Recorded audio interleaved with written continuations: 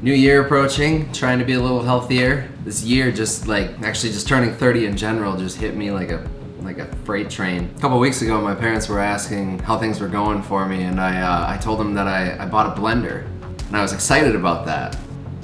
So, isn't this just a sign in itself that I need this? 30, you son of a...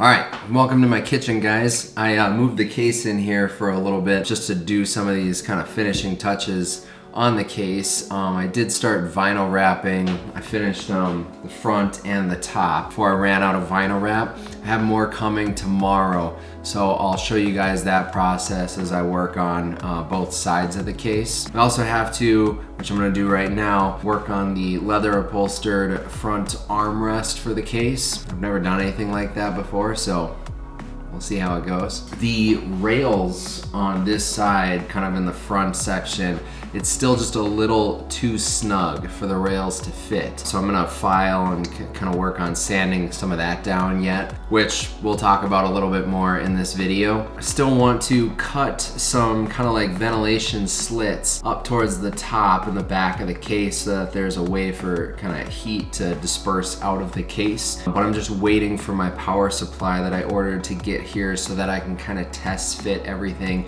and make sure that I'll still be able to position everything appropriately and see how much space I have for those ventilation holes. And so I actually just ordered the power supply today, so super pumped for that to hopefully get here soon so we can be wrapping everything up. But as I understand it, the basic concept here to do that, hold on.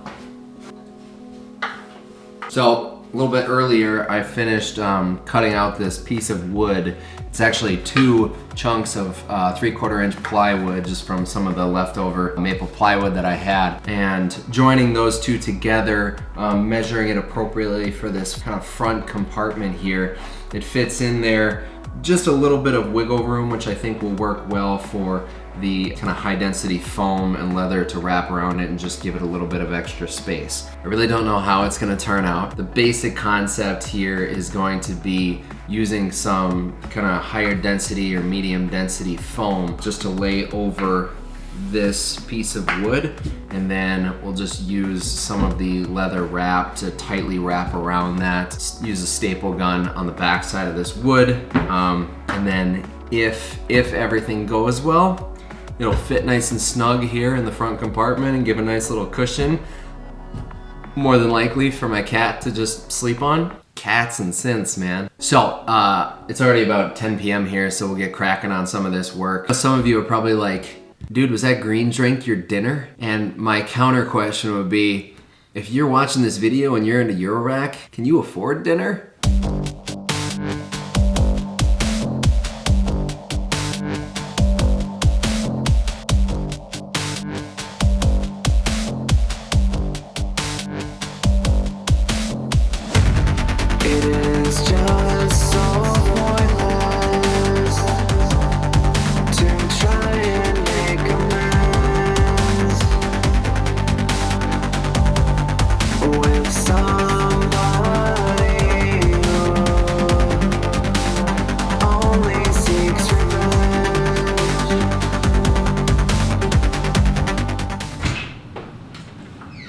Okay, so after trimming everything down to the appropriate size, leaving just a little bit of cushion kind of on both sides of that plank of wood so that when I wrap the leather around it, hopefully it'll just kind of provide some cushion on the sides and fit into the case a little bit better. I wanted to use some of this just 3M spray adhesive. That way it just kind of makes extra sure that everything's gonna stay together and the foam shouldn't be kind of shifting around inside the leather once it's all wrapped and stapled. I'm gonna let that sit for a little bit and well, what do you know? A little glass of scotch. It's just delicious. All right, let's play with a staple gun. Probably should have done this in the reverse order.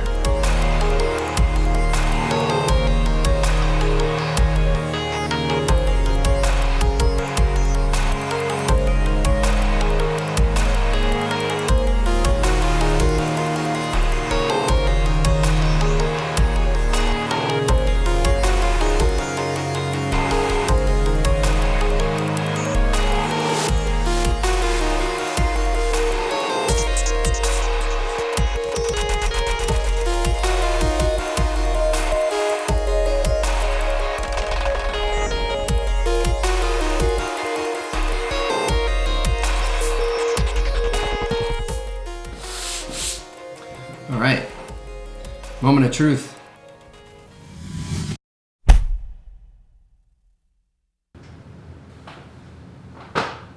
Why, Sushi? Why? Just kidding. I love you.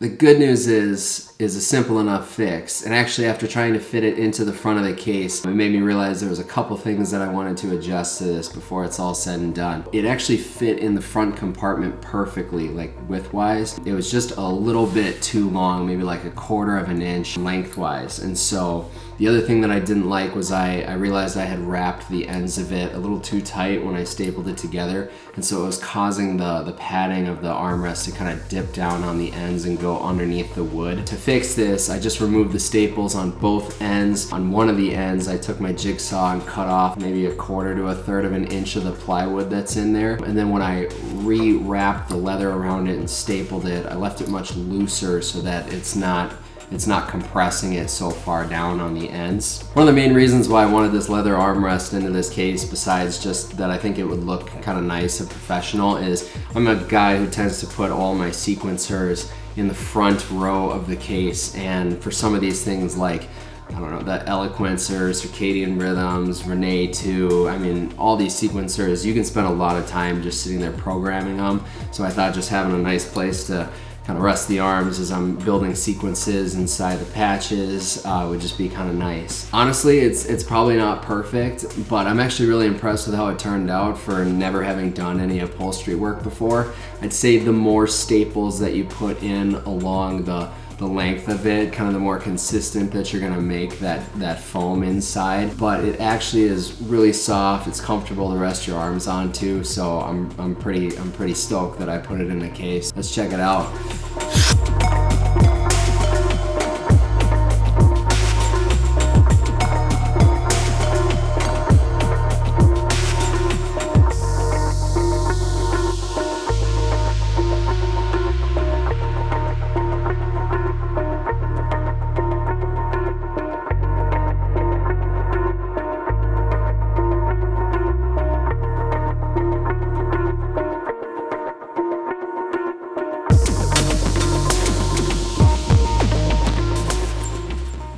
So with the armrest done, I'm going to work on vinyl wrapping the sides of the case. I'm really not that great with vinyl wrap, and just based on doing the front and the top, I realized that with the wood, without like some really professional sanding equipment, the vinyl wrap is still gonna show some of the imperfections in the wood, and then like the wood filler spots on the top.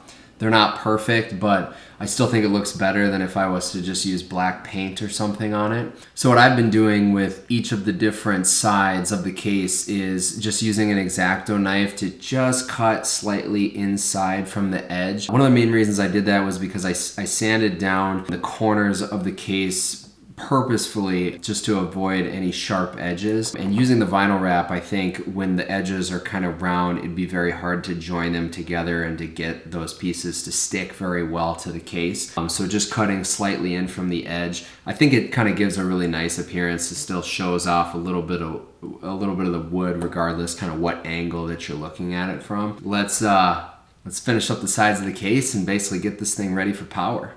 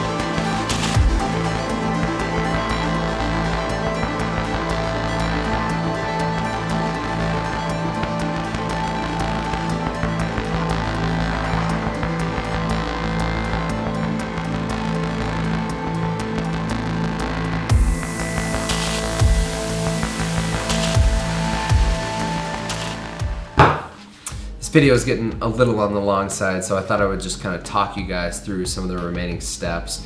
that I've had to finishing this case. To get the remaining rails to fit over on the left side, I just opted to buy a small little wood file set. That's just because we're talking like millimeters is what was preventing these rails from going in.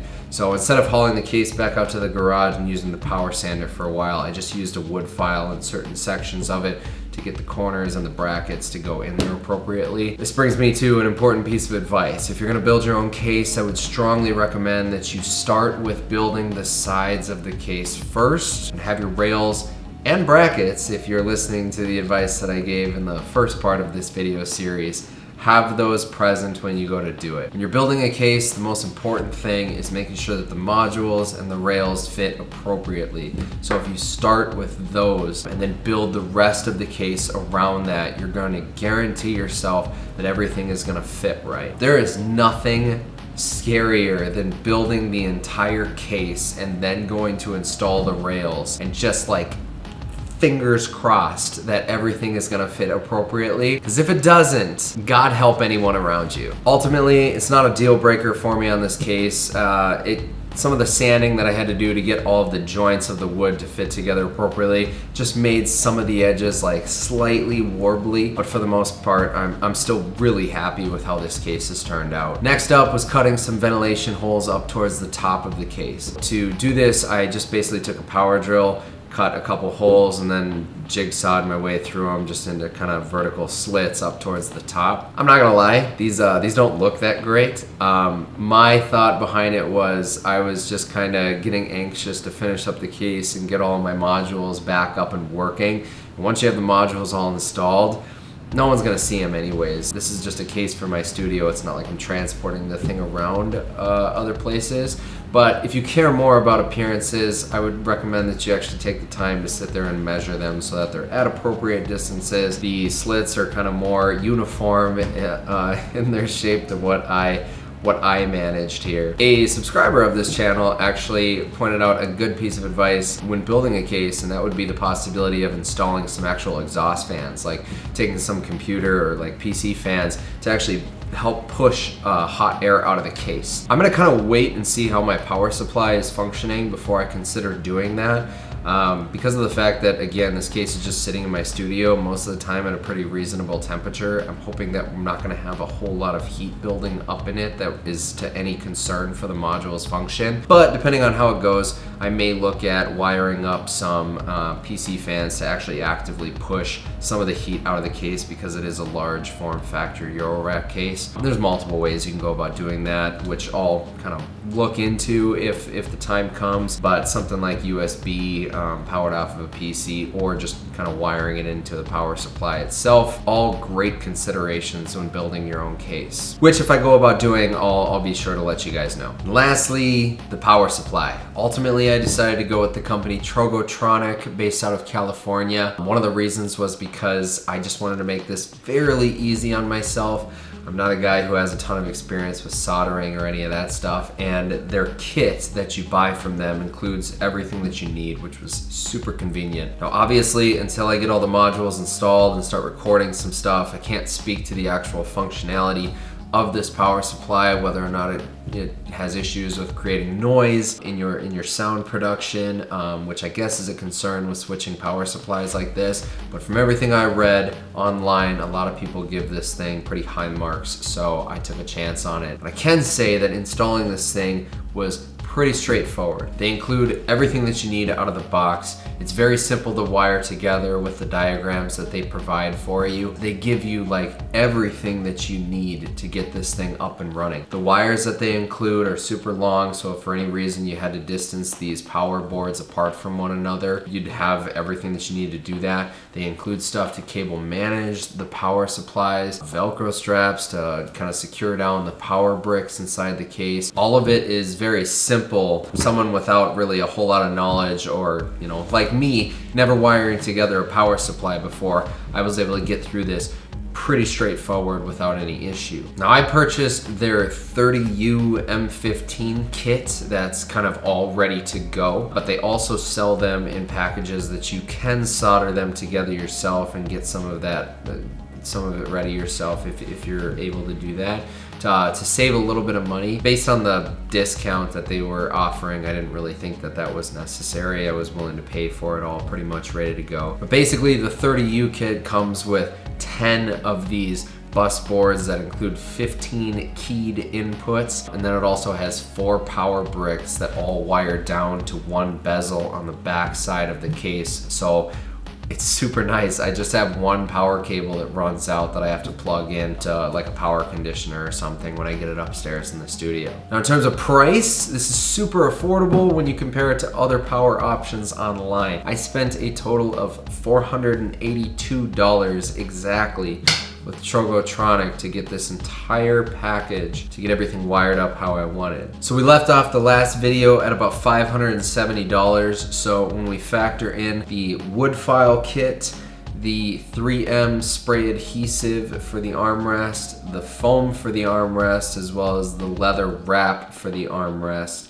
and then the power supply unit from Trogotronic. This brings us to a total of about $1,132 is what I spent. Let's call it $1,135 total that I spent on this case. Now, if you have your own power tools or a decent amount of these supplies, it's likely that you'll spend a lot less. Also, if you're building a smaller case, it's very likely that you won't have to spend this much money on it.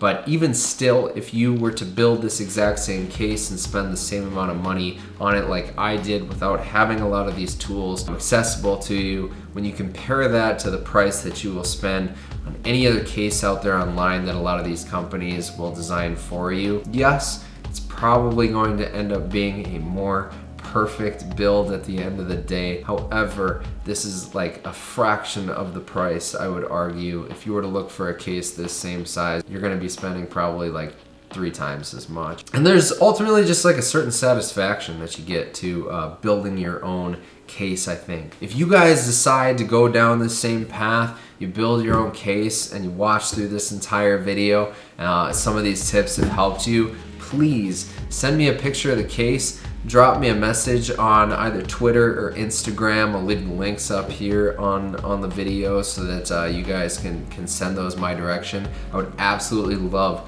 to see how things turn out for you. So with all that being said, the last thing to do is power this thing up and see if it functions properly. Moment of truth.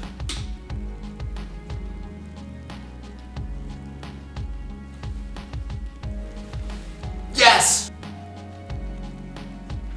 I had to throw LED lights behind it. You know. Another piece of advice, power things up, make sure that all the bus boards, all the lights are working appropriately before you just start plugging in modules and potentially like start frying your investments.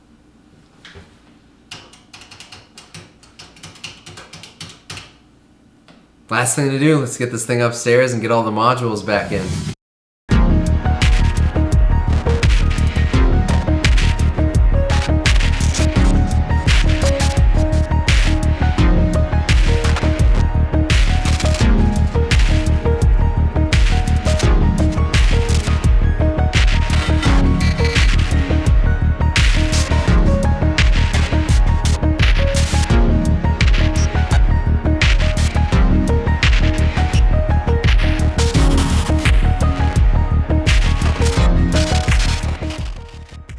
So happy.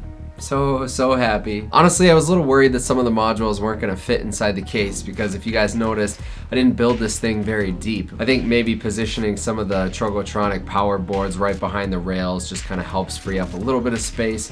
And as you can tell, everything is up. It all appears to be functioning properly. So we are good to go for the upcoming year. If you guys made it all the way through this video, thank you so much for watching. I appreciate all your support, and I hope that this video maybe gives you guys some inspiration for some future Eurorack cases of your own. With the case being all finished up, we're gonna be getting back into some individual module videos here soon in the new year, and also making some new music. So if you haven't already, I hope you consider subscribing to the channel, and I will see you guys in future videos. And the really good news is, with this out of the way, I don't really think that I have anything else that I have to build for the studio anytime